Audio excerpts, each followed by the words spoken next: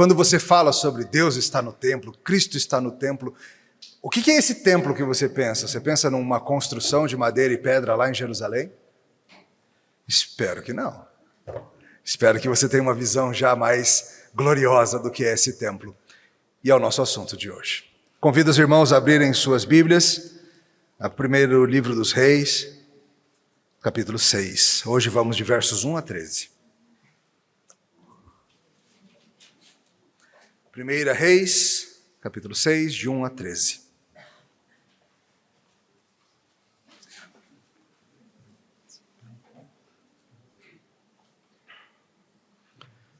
E aí, crianças? Crianças, os pais ainda estão com dificuldade para achar reis? Ou a essa altura ele já... É bom sempre ajudar, tá? Nunca assuma que eles acharam sozinhos.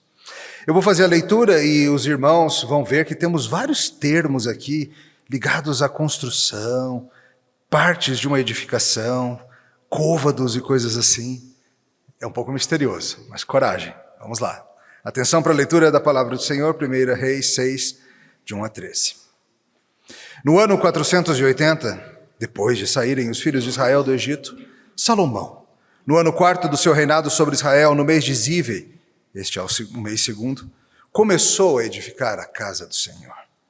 A casa que o rei Salomão edificou ao Senhor era de 60 côvados de comprimento, 20 de largura, 30 de altura. O pórtico diante do templo da casa media 20 côvados no sentido da largura do lugar santo, contra 10 de fundo. Para a casa fez janelas de fásquias fixas superpostas. Contra a parede da casa, tanto do santuário como do Santo dos Santos, edificou andares ao redor e fez câmaras laterais ao redor. O andar de baixo tinha 5 côvados de largura, o do meio 6, o terceiro 7, porque pela parte de fora da casa em redor fizera reentrâncias para que as vigas não fossem introduzidas nas paredes.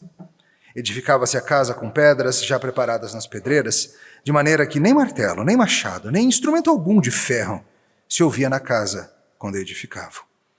A porta da câmara do meio do andar térreo estava ao lado sul da casa, e por caracóis se subia ao segundo, e deste ao terceiro.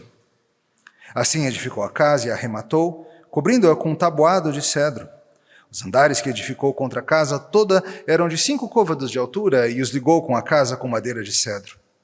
Então veio a palavra do Senhor a Salomão, dizendo: quanto a esta casa que tu edificas, se andares dos meus estatutos, e executares os meus juízos, e guardares todos os meus mandamentos andando neles, cumprirei para contigo a minha palavra, a qual falei a Davi, teu pai, e habitarei no meio dos filhos de Israel, e não desampararei o meu povo. Até aqui a palavra de Deus. Oremos. Senhor, ao considerarmos essa passagem que traz descrições de medidas e materiais e ambientes de uma construção antiga, nós pedimos que o Senhor direcione nossos corações, nos dando entendimento. Em nome de Jesus. Amém. Quais são as edificações que simbolizam um local, um povo, uma nação? Brasília, por exemplo. O que vocês acham, crianças? Que são aqueles prédios da cidade, aqueles monumentos que todo mundo fala assim, isso é a cara de Brasília. Normalmente o pessoal de fora daqui bate o olho no Congresso Nacional e já reconhece bem, afinal, aquelas 2 torres no meio, um prato virado para cima, um prato virado para baixo, um já comeu, o outro ainda não. Ninguém sabe o que significa aquilo direito. Que é aquilo? Que mistério! Qualquer brasileiro olha para aquela imagem e sabe, é Brasília isso aí. Ou talvez pegue todo o complexo da Praça dos Três Poderes, né, com os 3 poderes, e talvez isso seja o que simboliza Brasília, não? Afinal, nós somos a cidade-governo, a cidade que comanda o resto da nação. Mas será que nós brasileiros queremos ser reconhecidos por isso? Eu imagino que não. Eu imagino que você goste de outra coisa simbolizando o que nós somos, talvez nem seja algo de tijolo. Não, nosso símbolo é o nosso pôr do sol, incomparável. Ou talvez mesmo em termos de construções humanas, o parque da cidade, ou talvez a catedral metropolitana, seja o que for. O que mostra para o mundo aquilo que é importante para a gente? Cidades diferentes no mundo têm seus símbolos, têm suas coisas marcantes, tem aquilo que todo mundo bate o olho e fala, já sei onde é. Rio de Janeiro, por exemplo, fácil, né? A estátua do Cristo Redentor, o próprio Maracanã, ou talvez a orla de Copacabana, não sei, coisas assim. Paris, seria difícil escolher uma, não? Temos a Torre Eiffel, temos o Arco do Triunfo, a Catedral de Notre Dame e outras edificações que mostram ao mundo o que é Paris. Londres teria o seu Big Ben, São Paulo talvez o MASP, lá na Paulista, ou o Parque do Ibirapuera com seu obelisco. Belo Horizonte traria para a gente talvez a Igrejinha da Pampulha, o Mineirão. Em Manaus, o Teatro Amazonas, em Buenos Aires, o obelisco na Avenida 9 de Julio. Em Punta del Este, aquela mão que sai da terra, assim como se fosse um monstro vindo atacar a humanidade. Em Curitiba, a estufa do Jardim Botânico. Acho que são as edificações mais reconhecidas nacionalmente. E é interessante como que essas coisas surgem. Dificilmente alguém constrói e fala assim, esse vai ser o símbolo pelo qual seremos reconhecidos. Às vezes o construtor tem isso em mente, mas depende do pessoal entender, depende de pegar, depende da população assumir para si como parte daquilo que lhe é importante. Nós criamos as nossas cidades, as nossas localidades de habitação, e elas são uma micro-representação daquilo que é importante para a gente, daquilo que nós queremos ser. Às vezes mais do que daquilo que nós de fato somos, mas aquilo que nós ansiamos por ser. Hoje nós vamos ver um sermão sobre o início de uma construção, de um prédio também marcante, uma edificação importante, não somente para aquela nação, mas espero que fique claro para você, para a humanidade toda. Nós estamos, desde o sermão passado, investigando um monumento que define o que é importante de verdade. Não para Israel apenas, mas para o Deus de Israel. O que essa edificação traz? O que ela define? O que ela mostra? O que Deus define como isso é tão importante para mim, que eu vou construir uma edificação, para que todos olhem e saibam. É comigo isso. Hoje nós vamos começar a estudar a construção do Templo de Salomão. E nós veremos que o templo mostra a maravilha que é Deus habitar com seu povo, por meio da santidade do seu ungido. É a maravilha do mundo. Deus habita com seu povo, através do seu ungido. Nós vamos ver isso em duas partes. A primeira verdade que eu quero trazer para vocês com mais atenção hoje é que a obra que honra a Deus deve ser feita com esmero e grande alegria. Vamos ver de novo o começo do nosso texto?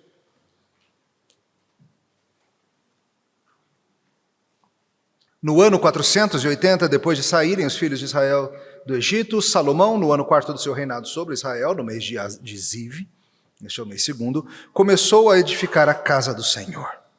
E a casa que o rei Salomão edificou, o Senhor era. E aí ele começa uma longa descrição. O que está acontecendo? No domingo passado, nós começamos a ver os planos do rei Salomão em ação. Ele assumiu o reinado já tem algum tempo, alguns movimentos aconteceram.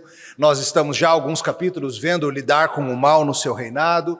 Vimos ele pedindo sabedoria para o Senhor Deus, a fim de governar bem, saber discernir entre o bem e o mal. Então o texto bíblico nos trouxe alguns episódios mostrando com a fama da sua ação, a sua sabedoria alcançando o mundo. E então chegamos até a semana passada, quando falamos do início do projeto de construção do grande templo.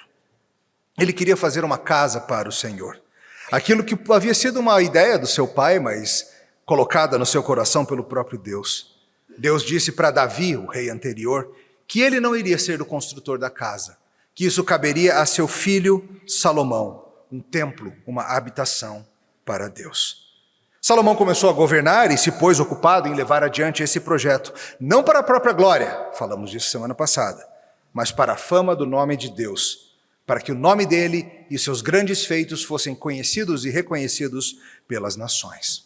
Vimos então ele negociando com aquele rei pagão, rei ao norte, Irão, em honestidade e justiça, assegurando para si a madeira necessária, os cedros do Líbano que viriam lá de cima, já cortadinhos por barca, por jangada, descendo o mar abaixo até Israel.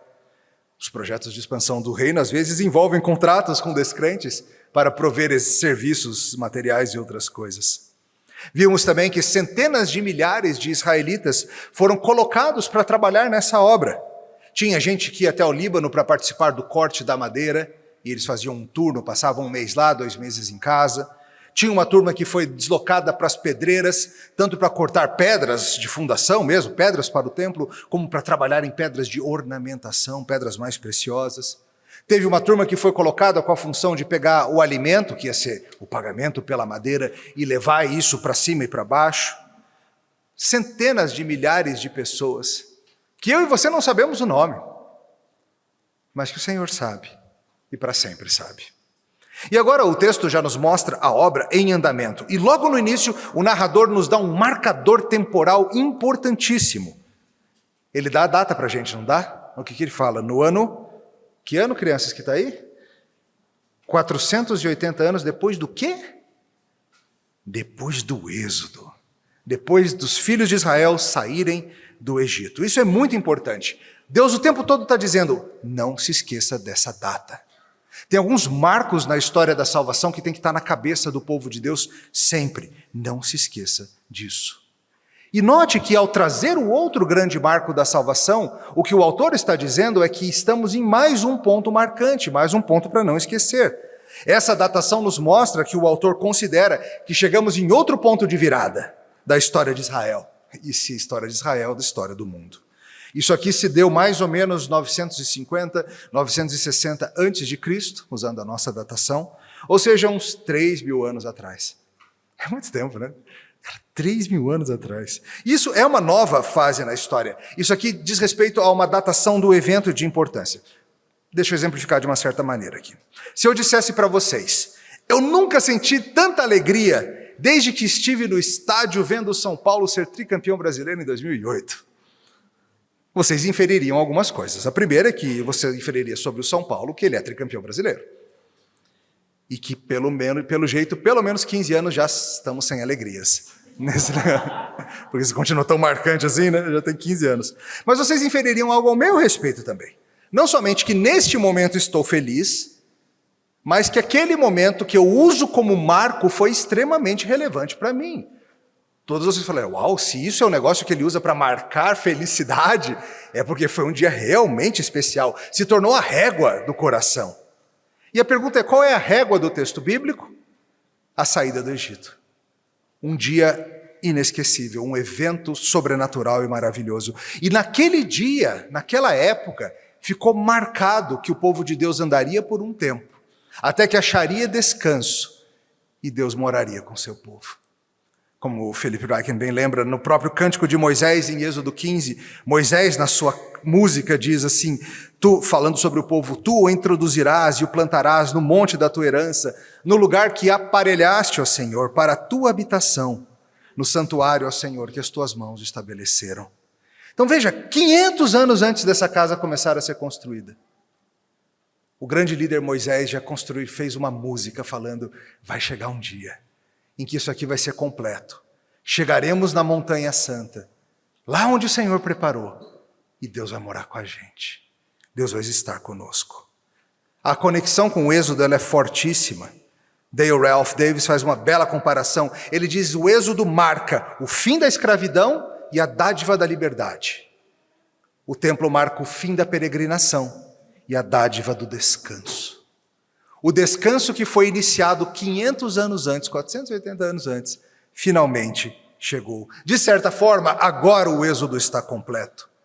O povo foi liberto, o povo atravessou o deserto, o povo cruzou o Jordão, o povo lutou pela terra, o povo lutou contra si mesmo, o povo bateu cabeça, o povo ungiu um rei.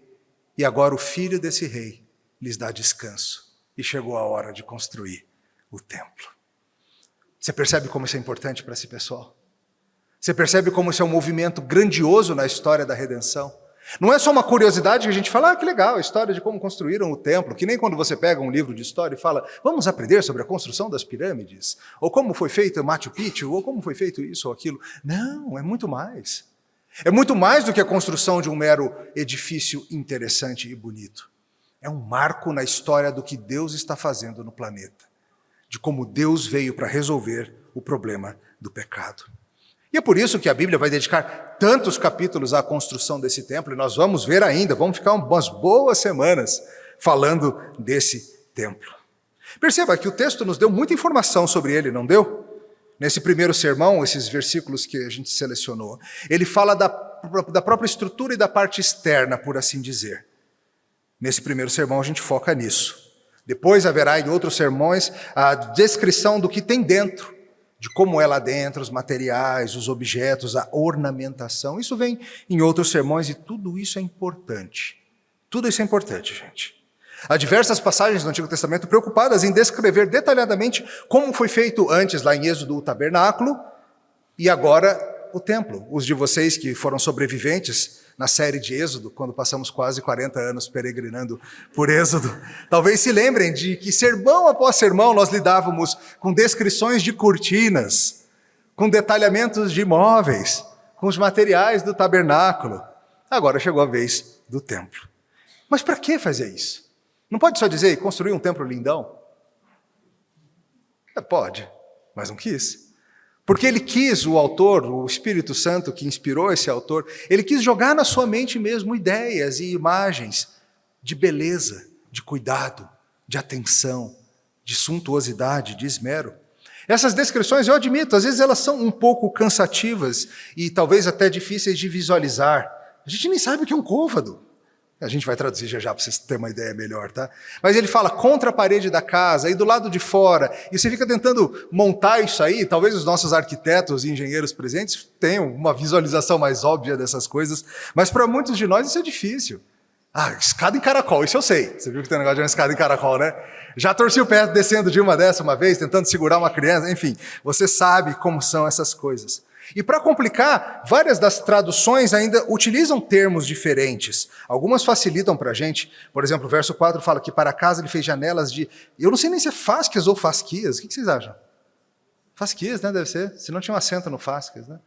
Fasquias. O que é isso, gente? A NVI, outra tradução, facilitou para nós.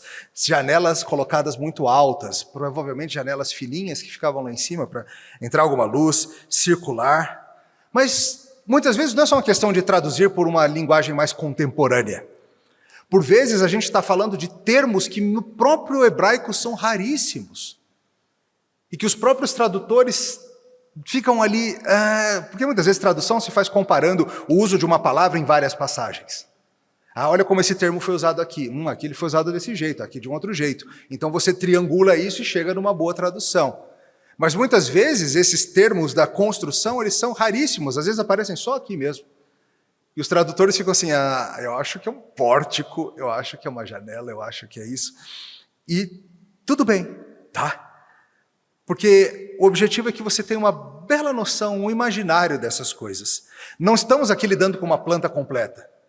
Não é isso aqui que foi dado aos engenheiros, digamos assim, aos construtores e arquitetos, falando assim, aqui construa. Certamente eles tinham algo mais detalhado, algo que construtores precisariam para poder construir. Essas descrições têm a função de nos trazer um imaginário que nos dá um gosto do que era aquilo tudo. Lembre-se que a maior parte dos israelitas nunca entraria no templo. O acesso, principalmente às partes mais santas, mais separadas, ela era restrita aos sacerdotes. A maior parte do povo teria descrições como essas para tentar imaginar um pouquinho de como é lá dentro. Talvez você já tenha tido algum amigo que visitou algum desses prédios interessantes do mundo, alguma coisa na Europa ou na Ásia, e aí conta como é. Então não podia tirar foto lá dentro, mas é assim. E aí conta para você, fala do pé direito alto, fala das pedras, fala das estátuas, fala disso, fala daquilo, e você consegue ter um gostinho daquilo. Óbvio que não é a mesma coisa que estar lá dentro. Nenhum de nós esteve lá dentro. Peter Leithart, um autor importante, ele argumenta que a arquitetura sagrada é uma das formas das escrituras apontarem para as verdades da própria identidade de quem nós somos e de quem Deus é. As escolhas arquitetônicas de Deus ao mandar construir o tabernáculo e o templo, elas não são escolhas aleatórias. Elas não são ditadas por um estilo arquitetônico do seu tempo. Elas são formas de Deus comunicar algo acerca do que importa para Ele e do que importa para nós. E o templo, queridos, ele seria uma versão amplificada do velho tabernáculo. Talvez os irmãos se lembrem mais do tabernáculo. Ele tinha mais ou menos as mesmas divisões, a mesma tripartição, só que bem maior.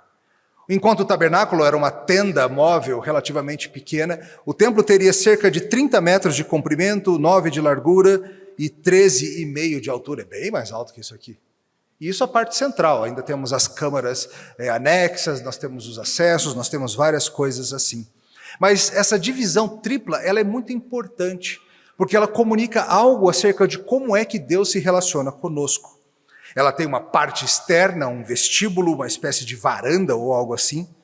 Essas janelas do verso 4 provavelmente eram para deixar entrar essa iluminação. Ela tinha essa parte externa que quase todo mundo podia chegar, principalmente os judeus. Havia uma parte interna que era mais restrita, algo como uma nave ou algo assim, e haveria a parte super restrita, o Santo dos Santos, ou o lugar santo, o lugar santíssimo, tem vários nomes que aparecem. Como assim? Isso está ensinando para a gente algo muito importante. Eu não vou falar demais disso, porque no próximo sermão fala muito do Santo dos Santos, mas a ideia de que Deus vem estar conosco, sim, mas nós precisamos ser protegidos da presença de Deus. Por quê? Por que a gente precisa ser protegido de Deus? Porque nós somos pecadores. Deus é santo. Então, para nos aproximarmos de Deus, tem que ser com muito cuidado e com os meios corretos. O sangue, os sacrifícios, a pessoa indicada e tudo mais. Claro, estamos falando do velho pacto ainda. Hoje nós temos maior liberdade. Mas veja, essa divisão ela era muito interessante, e a grande diferença do templo para o tabernáculo é que o tabernáculo era móvel, ele poderia ser desmontado e carregado. Lembra o tabernáculo? Ele era uma tenda grandona, elaborada, mas uma tenda bonita, enfeitada, com tecidos bonitos, com decoração, com ornamentações e assim por diante, mas ela era uma tenda. O pessoal desmontava quando era hora de sair, levantar acampamento e seguir deserto afora em direção a Israel, a Canaã. Mas o simbolismo daquilo era maravilhoso. O simbolismo do tabernáculo era que Deus estava com o seu povo sempre. Deus era com o seu povo para alimentar, para proteger, para ter comunhão, mas que a gente precisava constantemente purificar-nos dos nossos pecados para podermos nos aproximar dele. E as regras eram seguidas à risca. Dentro do tabernáculo, assim como no templo, havia diversos utensílios importantes, e nós pregamos sobre isso, o altar de incenso, a arca da aliança, o candelabro, a mesa de pães, tudo fascinante. E agora nós temos uma versão melhorada disso, superior. Não porque Deus deu algo pequeno, mas porque Deus havia dado algo próprio para aquele momento da peregrinação. E agora estamos num novo momento, um momento superior. Não somos mais peregrinos no deserto, somos um povo estabelecido e em paz. Não estamos mais em risco de ataques o tempo todo, estamos habitando em segurança na terra que Deus nos deu. Então agora Deus dá o templo como uma nova habitação para uma nova fase da história da redenção. Desde a saída do Egito até o reinado de Salomão, 480 anos, e a paz da qual ele vem falando, Israel estava no êxodo. O templo era móvel, estamos no caminho. Agora o templo nos traz segurança, nos traz a certeza de que chegamos, de que estamos onde deveríamos estar, de que tudo está bem, de que tudo está em paz. Por isso que essa construção é tão marcante para Israel. O texto nos descreve, ele fala, por exemplo, sobre, no verso 5, contra a parede da casa, tanto do santuário como do Santo dos Santos, edificou andares ao redor, e fez câmaras laterais ao redor. E fala sobre andares diversos, o andar de baixo, 2, 3 andares, onde iam sendo colocadas coisas diversas. A gente não tem todo o detalhamento que a gente gostaria, mas tudo indica que além da estrutura do templo em si, onde aconteciam os sacrifícios, parecia haver algumas salas ao redor, como a gente tem aqui, né? Temos umas salas ao redor, salas para ali colocar crianças tendo aula, ali colocar material de limpeza, ali encher de água, muita água ali do lado, daquele lado ali. A gente vai colocando coisas, guardando, e pastores lá ali naquele cantinho e assim por diante. Provavelmente essas salas ao lado, elas tinham essa função de hospedar sacerdotes que vinham de longe, guardar materiais diversos e assim por diante. E o texto nos diz também que os cedros do Líbano, olha eles aí. O que eles foram usados? Verso 9, assim edificou a casa e arrematou, cobrindo-a com tabuado de cedro. Os andares que edificou contra a casa, todos eram de 5 côvados de altura, e os ligou com madeira de cedro. Ah, olha aí o que veio lá do Líbano. está por fora, revestindo toda a construção, esse lindo revestimento de tábuas, e as vigas também eram feitas de cedro. Querido, seria com certeza, às vezes a gente olha no nosso tempo e fala, poxa, 2, 3 andares? Isso não é muito grande, não. Tem várias casas ali no Lago Sul, muito maiores que isso, não tem?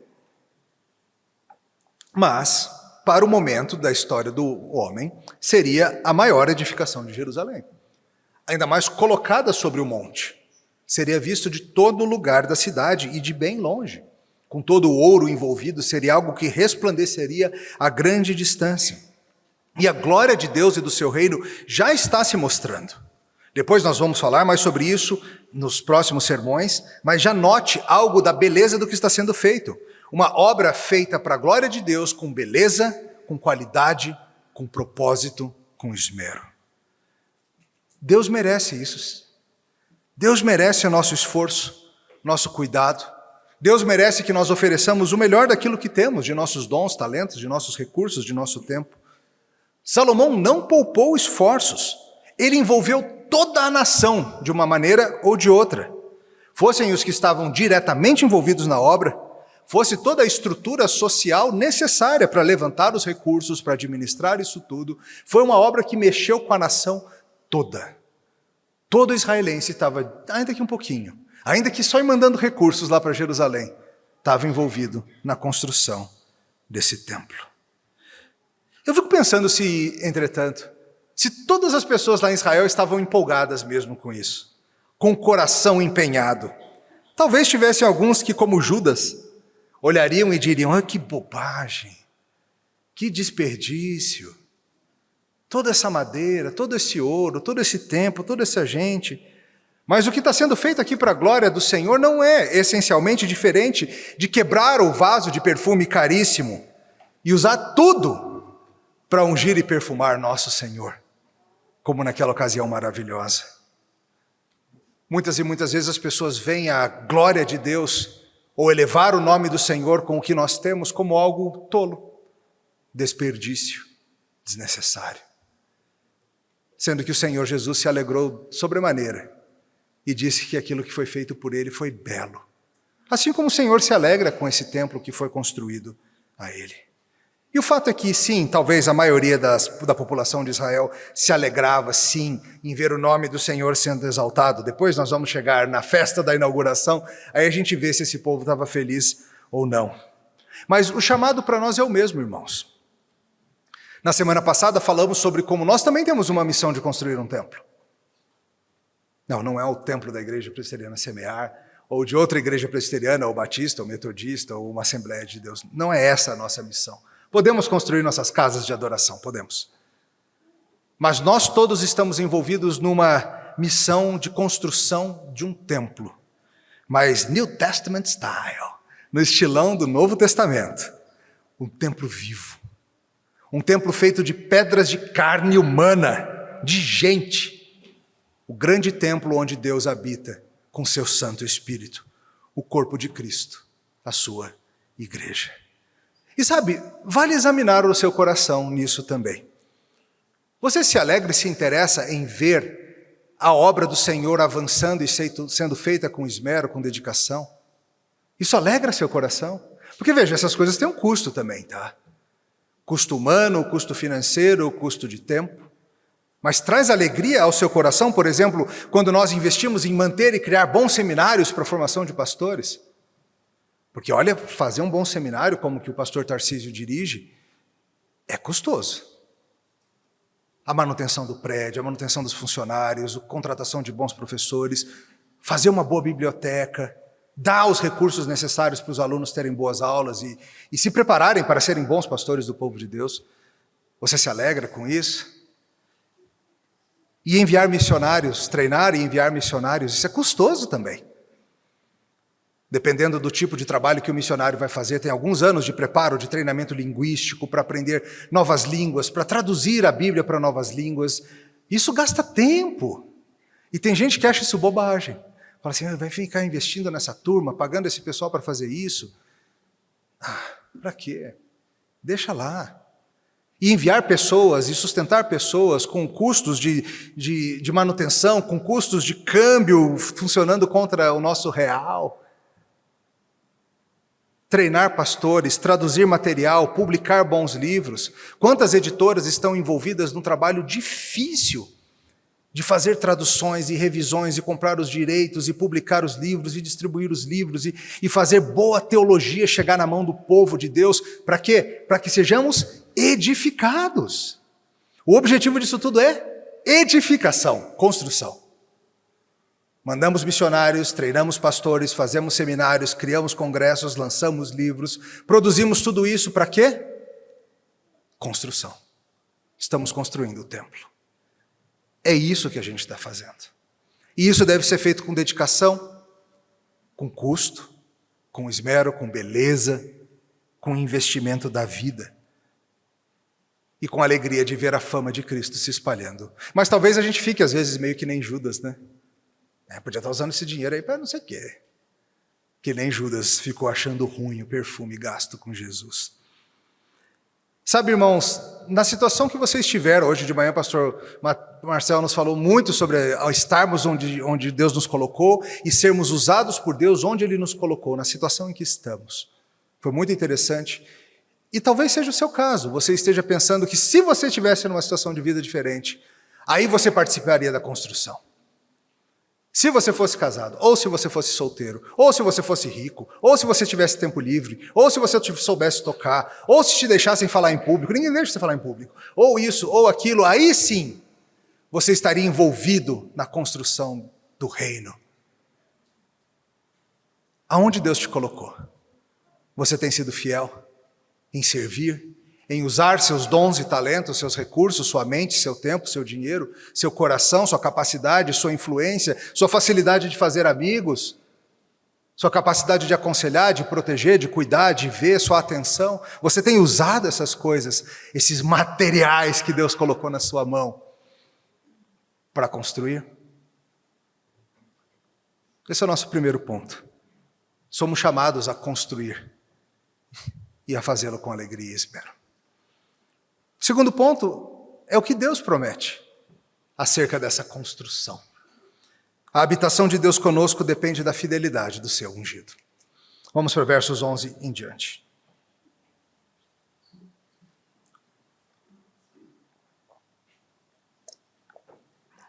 Então veio a palavra do Senhor a Salomão dizendo: quanto a esta casa que tu edificas, se andares nos meus estatutos, executares os meus juízos, e guardares todos os meus mandamentos andando neles, cumprirei para contigo a minha palavra, a qual falei a Davi teu pai.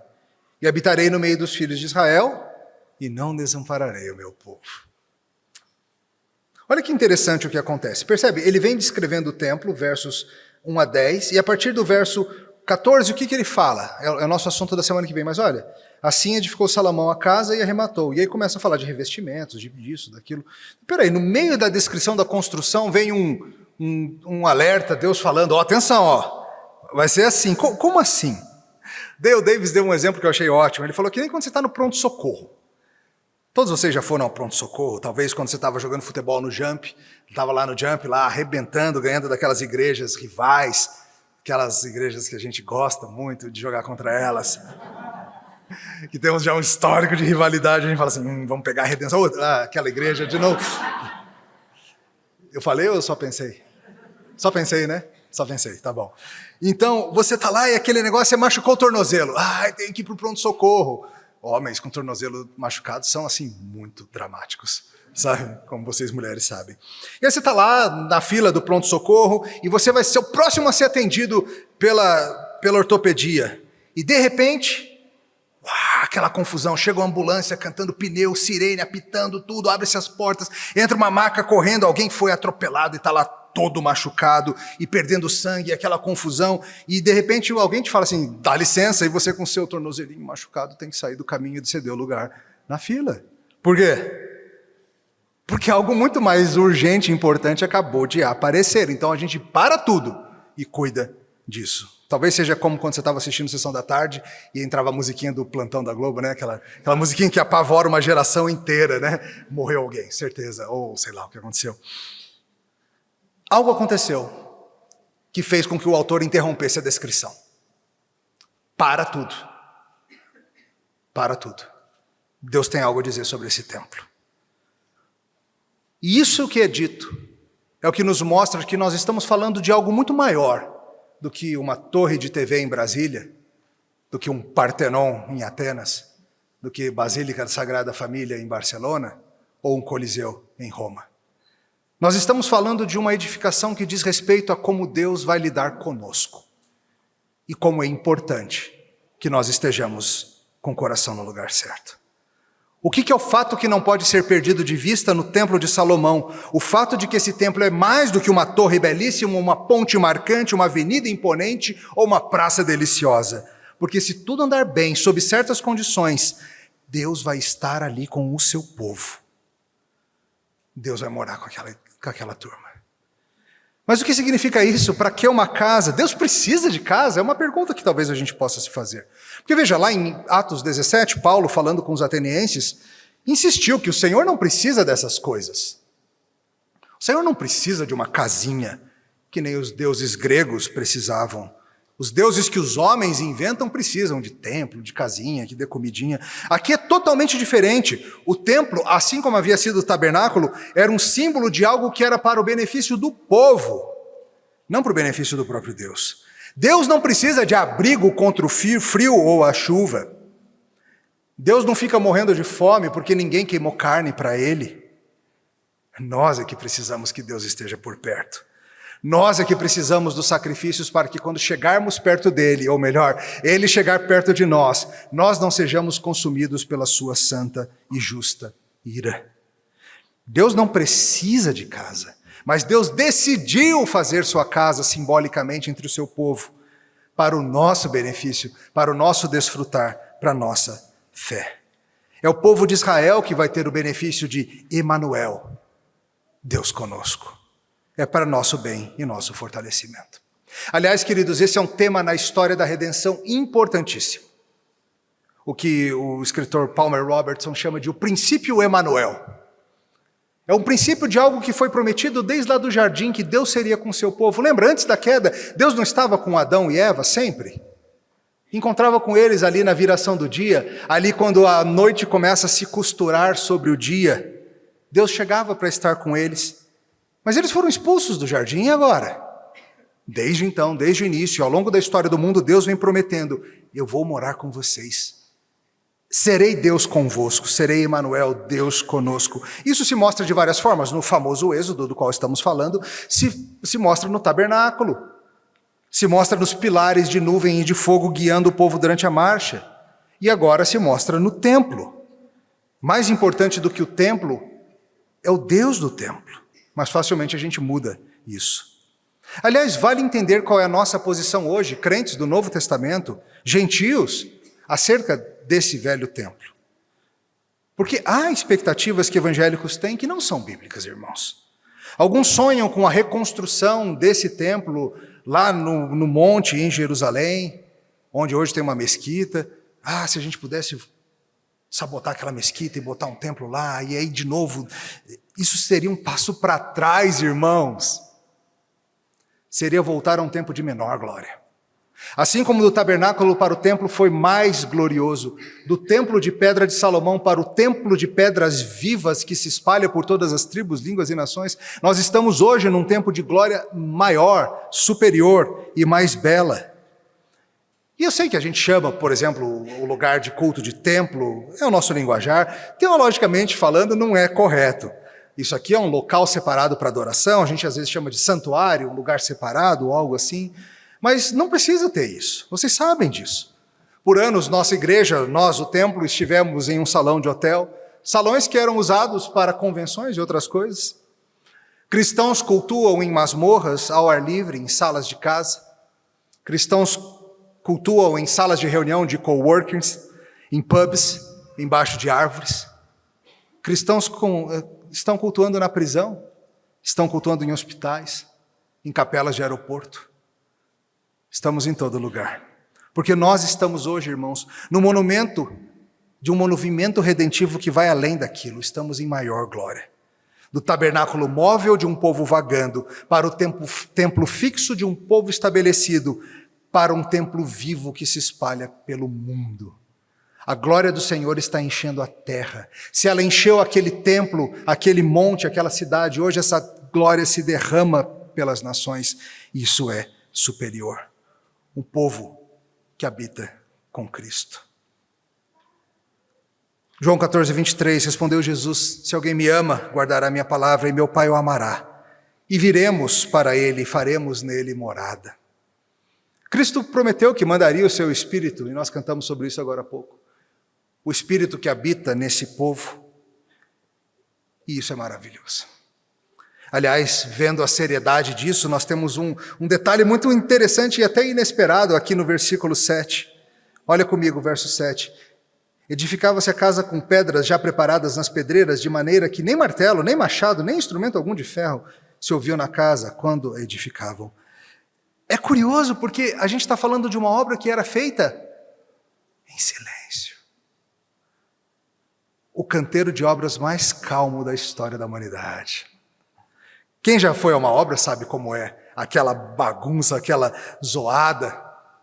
Por exemplo, quando nós tiramos 3 piscinas olímpicas de água aqui do nosso prédio durante a semana, foi barulhento. Teve arrastar de cadeira, teve traz o rodo, de onde vem tanta água, teve nós nunca vamos vencer, teve todo tipo de coisa, enquanto vários de vocês vieram aqui para nos ajudar com a inundação que sofremos. Mas vocês sabem como é a obra. Seja uma obra pequena, uma reforma em casa, seja uma construção de uma grande edificação, é britadeira, é maquita, é martelo, é confusão muito. Lá não.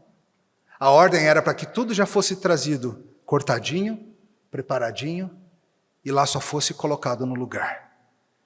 Algo na linha de Abacuque 2:20, o Senhor está no seu santo templo. Cale-se diante dele toda a terra. Aquela casa, aquela construção não foi feita com a fanfarra comum a obras, foi feita com uma solenidade ímpar. Um entendimento de que estávamos fazendo algo que não é normal. Não é um estádio de futebol para celebrarmos nossa seleção. Não é uma belíssima casa de show para celebrarmos nossa arte. Não é nada disso. É o lugar em que Deus se mostra conosco. Mas tem uma condição, né? A gente lê essa condição, a gente fala assim, legal, vou morar com vocês. Se, e aí tem um se aí que é bastante preocupante, não tem? Quanto a esta casa que tu edificas, se andares nos meus estatutos. Cumprirei para contigo a minha palavra e habitarei no meio dos filhos de Israel e não desampararei o meu povo. A presença de Deus com Israel dependia da lei ser guardada, os estatutos observados e os mandamentos cumpridos. Agora ficou preocupante esse negócio, não ficou? Queridos, vale notar um princípio belo aqui, que é o de que a nossa obra para Deus, ela passa pelo coração. Deus está muito mais interessado no nosso coração reto diante dele do que nas coisas que nossas mãos produzem. Muito mais. Não apenas os resultados vistosos e chamativos, aliás, muito menos pelos resultados vistosos e chamativos, mas principalmente por um coração submisso ao Senhor, que o ama e segue o seu caminho. Então, sim, é um tanto preocupante, mas fica um pouco menos preocupante, ou talvez mais, não sei, quando você nota para quem isso está sendo dito.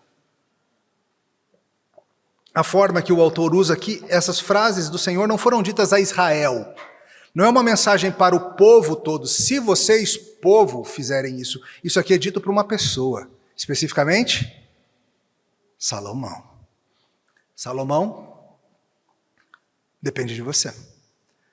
A sua santidade pessoal vai definir o bem-estar do povo. As palavras não foram dirigidas ao povo, mas ao rei, ao ungido do Senhor. E o bem-estar do povo de Deus, a presença de Deus com seu povo, a companhia de Deus para conosco, depende da fidelidade do ungido do Senhor. O templo mostra Deus e mostra o seu desejo de que aquele que o representa ande em justiça e santidade, porque isso é importante para o Senhor. E a má notícia que vem com isso é que Salomão não dá conta dessa missão, não. Ele não podia prover isso. E não tem mais esse templo hoje, tem? Ele já foi destruído e suplantado na história. E a gente fica meio preocupado, porque a gente olha assim, peraí, mas se nem Salomão com toda a sua glória e sabedoria conseguiu, se até ele falhou nisso, qual a esperança que nós hoje, como povo de Deus, temos de que Deus será conosco, de que Ele estará com a gente, de que Ele não vai nos desamparar, de que Ele vai habitar em nós? A Bíblia fala que o Espírito habita entre nós, mas que certeza a gente tem de que Ele não vai se mandar? Porque veja que a solução é tanto um ungido melhor e superior ao glorioso Salomão, e que ao mesmo tempo nos dá um templo melhor e uma presença melhor do que aquela que o templo de Salomão oferecia. Porque a tua esperança, cristão, não é que nós, enquanto povo, sejamos capazes de seguir os mandamentos de Deus. A nossa esperança, cristãos, é que o ungido do Senhor faça. Que o filho de Davi cumpra os mandamentos. Que ele siga a lei. Que ele ame ao Pai de todo o seu coração. De que ele nunca dê um passo para fora do caminho. E a promessa que foi feita para Salomão encaminha do mesmo jeito com Jesus Cristo. Se ele for fiel, se ele seguir a lei, Deus vai morar com a gente e nunca vai nos desamparar. Agora deu alívio, né? A gente estava meio preocupado com essa história toda. O resultado disso, queridos, é que Jesus Cristo veio, o filho de Davi, o descendente de Salomão veio, aquele que fala de si mesmo, eis alguém maior do que Salomão. Ele veio e cumpriu a lei de Deus em cada preceito, em cada mandamento, nas suas palavras, nos seus pensamentos e nas suas ações. E o resultado belíssimo disso é que nós nos tornamos dele e ele se tornou nosso, porque ele é tanto a dádiva como o doador. Ele é o cumpridor da lei e o templo. Ele é o rei ungido e o próprio Deus. Ele estava com Deus e era Deus. E ele se fez carne e habitou entre nós como templo. A certeza que nós temos, queridos, de que vivemos num templo superior, é porque nós temos um mediador superior, um rei superior ao que Israel tinha. Cristo habita conosco, Cristo não nos abandona, Ele é o rei que cumpre as promessas, e Ele é o prêmio que Deus entrega para as igrejas, dizendo, sou convosco, meu Filho e meu Espírito. É coisa linda, gente. A segurança de Mateus 28, 20, de que Ele estará conosco até a consumação dos séculos, é garantida por Ele, não por nós, por Ele mesmo. Se fosse depender de nós, não daria certo. Como não deu certo nem com o grande Salomão. Por isso eu convido todos vocês, meus caros, a contemplar o monumento mais impressionante que há no planeta Terra.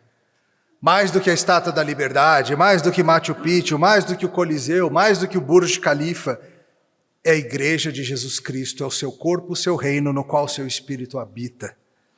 E a oferta do Evangelho é maravilhosa.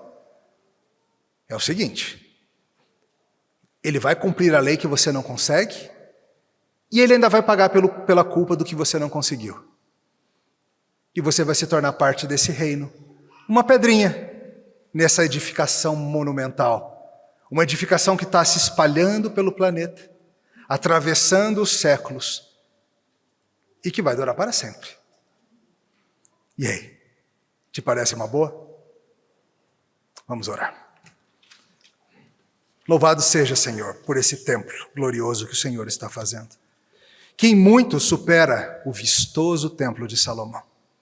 Nós te louvamos porque ao longo da história da humanidade o Senhor foi marcando o tempo e nos ensinando sobre si mesmo, no Êxodo, na construção do templo, mas acima de tudo, na encarnação. Enquanto o Senhor, Deus Filho, veio em carne e habitou entre nós, cheio de graça, de verdade, de poder. Nós te louvamos, ó Rei da compaixão, por ser conosco, Emanuel. Louvado seja para sempre. Amém.